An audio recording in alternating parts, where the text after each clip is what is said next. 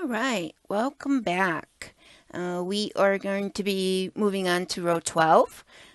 So this is where we are going to change to our contrasting color. So for those of you who are doing the reversible hat, this is where you want to slip stitch in the top of chain 3 and bring in your contrasting color. Okay.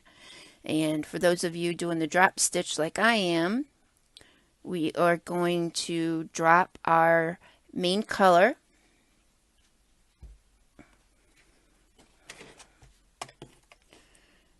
and we're going to slip stitch in top of chain 3 and then pull in our contrasting color. Okay, and here this is where we will be making our shell or heart stitch. So I like to leave the main color a little loose right here where you can see it's big, so I can see where I'm going when I put the beginning shell in there. So for our beginning shell, we chain 3, double chain in the same space, chain 1, and then add 2 double crochet in the same space. There's 1 and 2. Okay, so there's our beginning shell. So now I want to go ahead and pull that main color tight. And there you have your beginning shell. Okay, so again, this is repeat of round 3. We're just building our hearts on. So we are going to do our hearts or our shell stitches. We are going to skip 6 stitches, and then we will put our shell in that 7th stitch here. And you can see where it's lined up with the shell from the previous rows. Okay, so we have our beginning shell. We want to chain 2,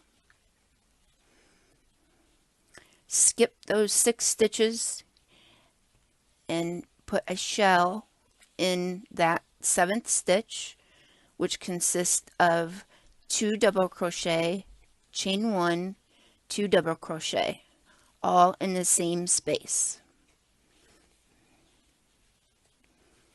And there we have our shell. Okay, so we're going to chain 2,